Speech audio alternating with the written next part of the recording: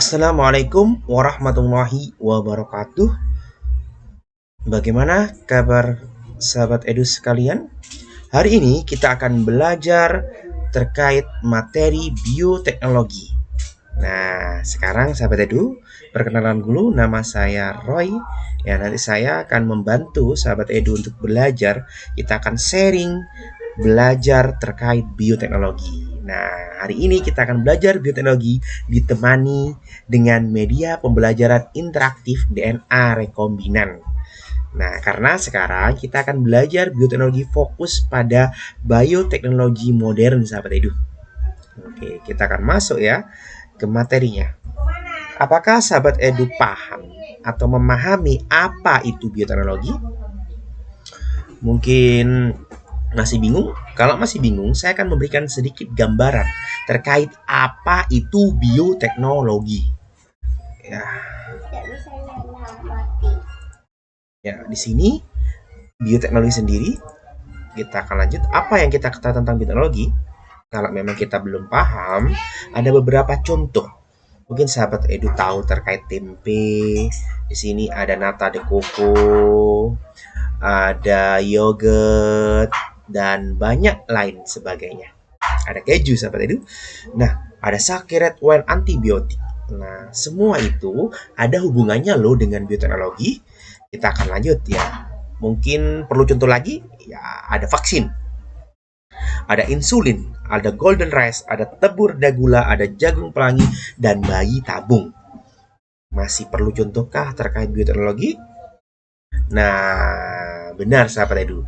Tadi itu adalah contoh-contoh produk dari bioteknologi. Bioteknologi sendiri itu terdiri dari 3 suku kata, sahabat edu. Yang pertama ada dari kata bio, yang kedua dari kata tekno, yang ketiga dari kata logos. Bio sendiri yang artinya hidup, tekno yang artinya penerapan atau teknologi, dan logos artinya ilmu. Dari 3 suku kata itu, kalau kita artikan, bioteknologi adalah ilmu yang mempelajari penerapan prinsip-prinsip biologi. Dalam ranah yang lebih luas dan lebih lengkap, kita dapat artikan bioteknologi adalah cabang ilmu biologi yang mempelajari penggunaan mikroorganisme. Dalam hal ini, dengan teknik dan bantuan teknologi tertentu untuk menghasilkan suatu produk, di mana produknya itu nanti akan digunakan untuk mensejahterakan kehidupan manusia. Oke. Di sini bioteknologi itu dibagi menjadi dua. Ada bioteknologi konvensional, ada tempe, nata de coco, yogurt, keju, sake, red wine, dan antibiotik. Ada juga bioteknologi modern, ada vaksin, insulin, golden rice, telur rendah gula, jagung pelangi, dan bayi tabung. Nah, apa sih Kak bedanya antara bioteknologi konvensional dan bioteknologi modern? Kita akan pelajari satu persatu sahabat edu. Kita akan mulai terlebih dahulu di bioteknologi konvensional. Apa sih bioteknologi konvensional? Bioteknologi konvensional merupakan bioteknologi yang memanfaatkan organisme secara langsung. Biasanya bioteknologi konvensional ini menggunakan teknik atau melalui proses namanya fermentasi. Nah, fermentasi itu apa, Kak? Fermentasi itu kita memanfaatkan mikroorganisme secara langsung untuk ya memecahkan senyawa tertentu sehingga menghasilkan senyawa tertentu. Ya, di mana proses fermentasi ini termasuk dalam ranah anaerobik atau tidak membutuhkan oksigen. Jadi ingat ya sahabat edu, bioteknologi konvensional itu berfokus pada teknik fermentasi atau menggunakan mikroorganisme secara langsung. Mungkin sudah ada pandangan? Contohnya pembuatan tempe sahabat edu. Kita hanya perlu menambahkan ragi pada kedelai dan jadilah tempe. Tidak perlu ada modifikasi genetik dari raginya tersebut. Nah, kalau bioteknologi modern apakah? Bioteknologi modern merupakan bioteknologi yang memanfaatkan keterampilan manusia dalam melakukan editable, dalam melakukan perubahan, dalam memanipulasi informasi genetik ya makhluk hidup untuk memenuhi kebutuhan manusia. Nah, prinsip dasar bioteknologi modern adalah adanya manipulasi terhadap informasi genetik, dalam hal ini adalah DNA. ya. Nanti DNA-nya akan dibuat menjadi DNA yang unggul. Sekuen DNA-nya bisa dirubah, ditambahkan sehingga menyebabkan nanti ya terbentuklah produk yang unggul. Baik itu dalam bentuk produk atau dalam bentuk makhluk hidup. Nah, mari kita bahas lebih fokus dalam bioteknologi modern, sahabat edu. Ada 3, ada kultur jaringan, rekayasa genetik, ya. Di sini ada 3, teknologi plasmid, fusi sel, dan transplantasi inti. Kak, kenapa Kak kita tidak bahas bioteknologi konvensional? Karena kita materinya sudah materi SMA, sahabat edu, sehingga kita sudah tidak belajar lagi, tidak mengingat ya, tinggal hanya mengingat kembali terkait bioteknologi konvensional. Karena di kelas 9, bioteknologi konvensional kita sudah pelajari, bahkan sudah praktek dalam pembuatan. Contohnya pembuatan tempe, ada pembuatan tape, dan bahkan membuat roti, sahabat edu sekalian. Hari ini kita akan fokus pada bioteknologi modern. Khususnya nanti kita akan fokus pada teknik ya mendasar dari bioteknologi modern. Apakah teknik rekayasa genetika? Kita nanti akan belajar animasi pembelajaran khususnya di teknologi plasmid ini, sahabat edu. Oke. Ya, kita kultur jaringan ini hanya sekedar tahu, saya informasikan kepada sahabat edu. Kultur jaringan merupakan ya perbanyakan makhluk hidup menggunakan bagian-bagian tertentu dari makhluk hidup tersebut, sahabat edu. Nah, di sini kalau kita lihat ya kultur jaringan ini ya kita bisa ambil potongan dari batang, dari akar, dari daun, dari tumbuhan itu. Nah, nanti batang atau daun tersebut akan membentuk tumbuhan tersebut seutuhnya. Kak, kenapa bisa seperti itu? Karena di tumbuhan itu selnya itu memiliki kemampuan namanya totipotensi.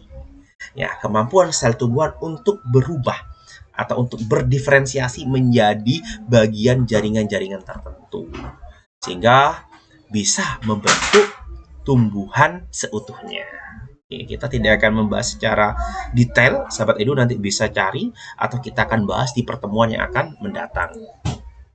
Apa saja sih tumbuhan yang akan dikulturkan? Tentunya ada anggrek, pohon cendana, pohon garu, dan pohon-pohon lainnya. Kak, kenapa kok perlu dikulturkan? Ya, tidak semua tumbuhan itu harus dikulturkan, sahabat edu. Yang dikulturkan biasanya adalah tumbuhan yang tingkat reproduksi generatifnya itu rendah, tumbuhan langka, dan ataupun tumbuhan yang diperlukan dalam kapasitas yang sangat banyak. Ya, misalnya tumbuhan pisang diperlukan 10.000 bibit pisang dalam satu kali waktu. Kita bisa menggunakan kultur jaringan. Ya, saya ingatkan sahabat edu ya, kultur jaringan ini termasuk vegetatif ya, artinya tidak membutuhkan proses fertilisasi. Nah, ini kita akan masuk ke tahapan yang kedua, yaitu rekayasa genetika. Ya, di sini apa itu rekayasa genetika? Rekayasa genetika yaitu kita manipulasi sifat makhluk hidup atau manipulasi genetik untuk menghasilkan makhluk hidup dengan sifat yang diinginkan. Nah, di sini manipulasi atau perakitan materi genetik ini yang kita sebut dengan namanya rekayasa genetika. Nanti dari proses ini akan terbentuk yang disebut dengan DNA rekombinan. Nah, nanti kita akan belajar bagaimana cara membentuk DNA rekombinan. Nah, di sini apa sih? Ada contohnya, kalau dalam bidang pertanian itu ada golden rice. Dalam bidang kesehatan itu ada vaksin. Dalam bidang peternakan ada domba doli. Ini semuanya menggunakan prinsip dasar dari rekayasa genetika. Contohnya kita akan fokus dalam bidang pertanian. Tidak hanya golden rice, ya ada namanya juga kedelai GMO yang ukurannya bijinya lebih besar. Ada juga taman GMO yang tahan ya dalam pembusukan dan ada tebu rendah gula. Ini adalah produk bioteknologi di bidang pertanian, khususnya yang memanfaatkan teknik rekayasa genetika. Nah, nanti sahabat itu kita akan belajar animasi bagaimana proses pembentukan golden rice. Oke, ini adalah bidang kesehatan, ada antivetor, plasminogen, vaksin, ya, dan banyak sebagainya, sahabat edu. Ya, ada insulin dan sebagainya. Itu adalah proses yang membutuhkan rekayasa genetik dalam bidang kesehatan. Oke, di bidang pertanian ada cloning, sahabat edu. Oke, Kita bisa lanjut ya, kelebihan dan kekurangan. Tentunya ada kelebihan dan kekurangan. Ya, kelebihannya di sini kalau kita menggunakan rekayasa genetika, kita bisa mendapatkan tanaman yang unggul sehingga panennya tinggi, perbaikan nutrisi, perbaikan kesehatan dan sedikit bahan kimia. Namun juga ada kekurangannya. Yang pertama adalah, nah karena ini nanti akan menghasilkan plasma nutfah baru sehingga akan terjadi gangguan keseimbangan ekologi. Ya, bahkan terbentuknya resistensi atau antibiotik dan pestisida, terbentuknya senyawa toksik dan perubahan senyawa pada organisme tersebut. Nah, sahabat Edu, untuk animasi pembelajaran kita fokus pada satu hal aja. Hari ini kita akan belajar bagaimana cara membuat golden rice. Nah, di sini proses pembuatan golden rice, sahabat Edu. Kita cek di sini ya. Nah, golden rice itu adalah beras warna kuning. Yang dimana warna kuning itu diambil dari bunga dafodil. Ya, bunga dafodil itu memiliki warna kuning, ya, dan kaya akan antioksidan. Ya, di sini kita lihat ya. Kita ambil, kita ekstraksi, kita ambil selnya, kita ambil inti sel dari bunga dafodil untuk kita apakan, sahabat Edu? Untuk kita pisahkan, isolasi sekuen DNA yang menghasilkan warna kuning dan kaya akan antioksidan. Nah, di sini ini adalah inti sel dari bunga dafodil tadi. Ya, kita akan pecah, kita ambil yang warna kuning. Apakah yang warna kuning? Warna kuning itu menandakan sekuen DNA yang menghasilkan warna kuning dan antioksidannya tinggi. Nah, nanti kita akan gabungkan itu dengan sel padi normal. Oke, kita cek ya. Nah, setelah kita isolasi, nah, yang kedua, kita akan siapkan bakteri. Kita ambil plasmid dari bakteri. Plasmid bakteri tersebut kita akan potong, sahabat Edu. Kenapa Kak dipotong? Karena nanti kita akan gabungkan dengan sekuen DNA yang tadi kita sudah isolasi. Nah, motongnya ini menggunakan enzim namanya enzim retriksi. Nah, setelah itu, maka selanjutnya, ya tadi plasmid yang sudah kita potong, kita padukan dengan sekuen DNA dari bunga dafodil tadi itu. Fragmen DNA dafodil kita gabungkan, nah, kita akan kita tempelkannya dengan enzim namanya enzim ligase, sehingga nanti akan menjadi plasmid, ya, yang memiliki DNA rekombinan atau disebut dengan plasmid rekombinan.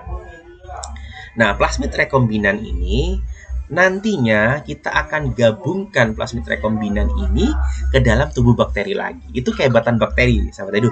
Ketika inti atau DNA ekstravaskulernya dikeluarkan, bakteri tidak akan mati. Nah, ya, kalau sudah terbentuk bakteri dengan DNA rekombinan, yang kita perlu siapkan adalah kita akan isolasi sel dari padi normal tadi. Kita ambil sel padi normalnya, ya, kita gabungkan atau kita gabungkan antara bakteri rekombinan dengan sel padi normal. Maka nanti ketika digabungkan, ketika sel padi ini akan mengalami DNA-nya mengalami replikasi DNA tersebut akan masuk ke dalam akan masuk ke dalam sel hewan, sel tumbuhan ini, sahabat Edu ya. Nah, nanti dia akan bergabung dengan DNA pada sel tumbuhan tersebut sehingga membentuk namanya, ya, sel tumbuhan dengan DNA rekombinan. Tapi halnya tidak mudah seperti ini, sahabat Edu. Ini butuh percobaan yang sangat banyak dengan waktu yang sangat lama. Tidak kita coba sekali langsung berhasil, tidak, sahabat Edu. Tapi ini butuh proses, ya. Proses yang lama, bahkan bisa bertahun-tahun sehingga menghasilkan produk seperti ini, sahabat Edu. Nah, setelah itu apa? Ketika sel padi rekombinan ini, maka akan bisa menghasilkan padi GMO yang kita kenal dengan nama pabriknya adalah Golden Rice. Itu adalah proses pembuatan dari golden rice. Luar biasa kan, prosesnya memang simple. Konsepnya seperti itu, tapi proses sesungguhnya tidak mudah seperti itu. Ya. Bagaimana cara memisahkan, mengisolasikan, bagaimana menemukan sekuen DNA dari warna kuning tersebut, bagaimana memotongnya, dan bagaimana memadukannya, itu memerlukan teknik yang khusus dan memerlukan biaya yang cukup tinggi. Nah, ini adalah proses pembentukannya. Nah, mungkin sampai sekian dulu, sahabat Edu, proses pembentukan atau proses pembelajaran bioteknologi kita, khususnya pada bab bioteknologi modern di teknik rekayasa genetika. Kita ambil satu contoh dalam bidang pertanian, yaitu pembentukan tanaman GMO, dalam hal ini pembentukan proses golden rice ya. Ingat, golden rice adalah beras kuning, bukan nasi kuning ya. Sampai jumpa lagi bersama saya Kak Roy dalam Education Give. Bersama kita majukan pendidikan bangsa Indonesia.